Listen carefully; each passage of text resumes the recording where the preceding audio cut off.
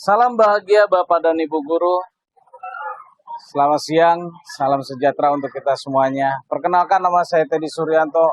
Saya dari SMP Negeri 2 Kota Tangerang Selatan. Saya mengajar di sini sudah 23 tahun lamanya, sejak tanggal 17 Juli 2002. Pada konten karya ini saya mencoba mengangkat dengan tema pembelajaran mendalam 8 dimensi, profil lulusan, prinsip dan pengalaman belajar kerangka pembelajaran. Dengan judul Wujud Pengabdian dan Keteladanan untuk Merealisasikan Generasi Emas dengan Kegiatan Pendampingan Mendalam. Diharapkan pada kegiatan ini kami mampu mencetak dan menyelamatkan para generasi emas yang hidup dalam permasalahan, baik itu bermasalah dengan prestasi akademiknya maupun prestasi non-akademiknya. Demikian dari saya. Assalamualaikum warahmatullahi wabarakatuh. Sebagai seorang pendidik, saya percaya bahwa pendidikan tidak hanya terjadi di dalam kelas, tetapi juga berkembang melalui contoh dan kebiasaan baik di lingkungan sekolah. Salah satu implementasi nyata dari dedikasi saya adalah menunjukkan kegiatan pagi menyambut peserta didik dengan senyum salam sapa. Ini adalah usaha untuk kami menumbuhkan kedisiplinan serta kepercayaan diri kepada setiap peserta didik. Di tengah kesibukan saya sebagai seorang pendidik, saya juga mendapatkan tugas tambahan sebagai pembina OSIS. Adalah sebuah tanggung jawab yang memerlukan tenaga ekstra dan pentingnya rumusan masalah untuk mengatasi pada setiap siswa yang bermasalah di sekolah. Saya membuat rumusan pendampingan mendalam bagi siswa yang seringkali melakukan pelanggaran disiplin, tetapi saya juga menyediakan waktu tersendiri untuk mendengarkan setiap permasalahan peserta didik dan berusaha mencari solusi dari permasalahan tersebut. Bahwa saya yakin setiap peserta didik memiliki aspek positif mendapatkan arahan pada posisi yang tepat. Sebab itulah saya berusaha menggali informasi dari setiap masalah peserta didik. Bukan hanya kami lihat dari sisi aspek pelanggarannya, namun juga kami berupaya menjadi pendengar, pemandu, dan penyemangat supaya mereka dapat menemukan kembali jalan yang tepat. Menurut saya, komitmen seorang guru tidak hanya dinilai seberapa lama ia mengajar, tetapi seberapa jauh ia telah memberikan nilai cinta serta kasih serta keteladanan kepada siswa. Maka dari itu, di setiap paginya kami selalu menyambut kepada seluruh peserta didik dengan rasa sukacita. Dari hal-hal yang sederhana itulah kami yakin kami akan mampu menumbuhkan rasa sukacita, rasa kedisiplinan, dan rasa tanggung jawab kepada seluruh peserta didik yang ada di lingkungan sekolah. Pada video praktik baik ini, saya mengambil contoh perilaku pendampingan mendalam siswa kami yang bernama Aditya. Ia adalah kelas 9. Aditya adalah siswa yang sejak awal sudah menunjukkan sikap yang kurang baik di dalam kegiatan belajar mengajar maupun di lingkungan luar sekolahnya. Langkah awal adalah yang saya lakukan berkoordinasi dengan wali kelasnya terkait dengan permasalahan atau kenakalan Aditya. Dan saya pun menyampaikan permasalahan yang ia lakukan sejak kelas 8 hingga kelas 9. Kemudian langkah kedua, saya melakukan komunikasi dengan pihak bimbingan konseling dan membuka pelanggaran-pelanggaran yang pernah ia lakukan, mulai dari ketidakrapian dalam berpakaian, merokok di lingkungan sekolah, bahkan ia tertidur di dalam jam pelajaran. Kemudian penanganan apa saja yang pernah BK lakukan, mereka menyampaikan bahwa mereka pernah memanggil secara personal, hingga sampai dengan diskorsing dirumahkan dalam beberapa hari. Tetapi itu tidak membuat efek jera bagi Aditya. Tahapan demi tahapan telah dilakukan, maka fase berikutnya adalah bagaimana cara merubah karakter Aditya ini secara sukarela. Maka disepakatilah pembinaan mendalam, di mana Aditya harus hadir di sekolah seperti biasa dan pulang juga seperti biasa. Dia hadir belajar bersama dengan saya dalam pengawasan saya. Selain itu, saya juga harus memberikan tugas pengajaran yang rutinitas saya jalankan di setiap kelas.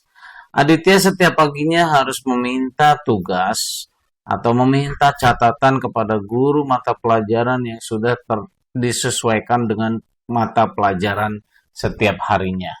Dan Aditya setelah melakukan pekerjaan tugasnya, ia meminta nilai kepada guru mata pelajaran tersebut.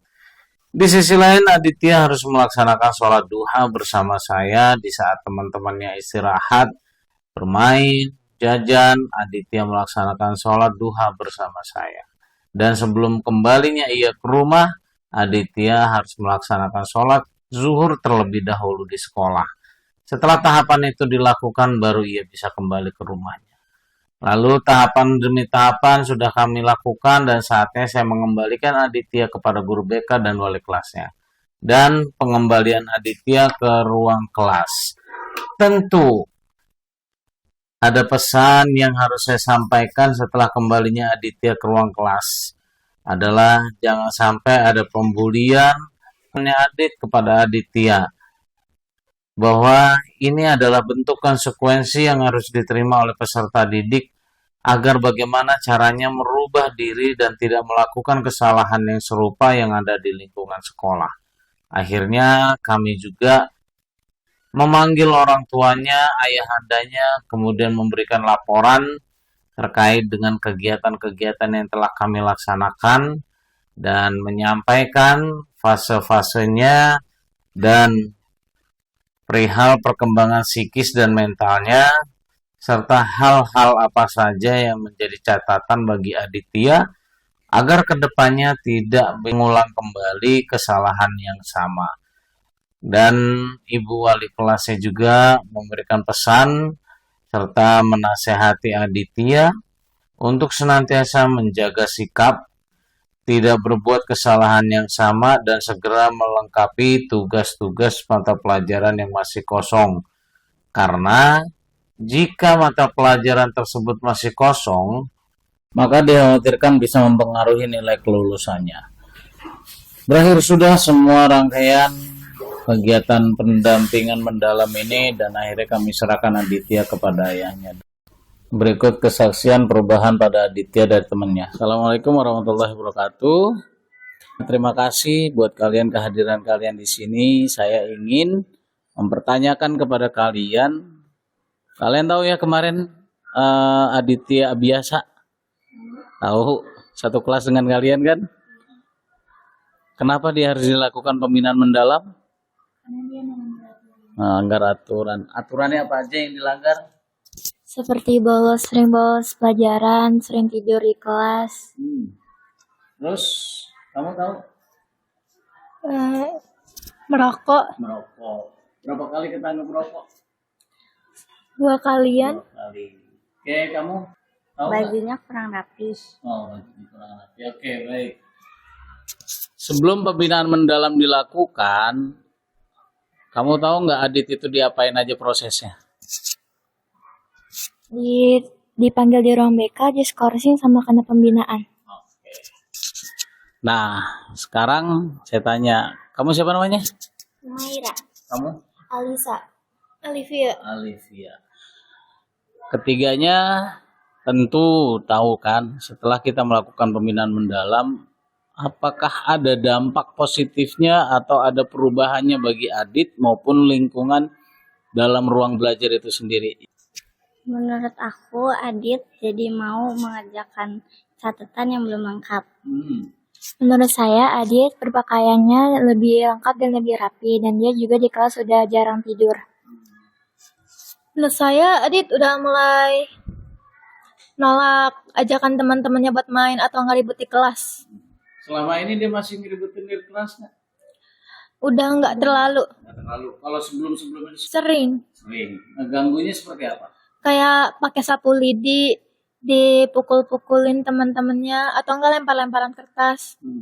Yang bisa berakibat fatal buat orang lain ya? Iya. Oke, baik.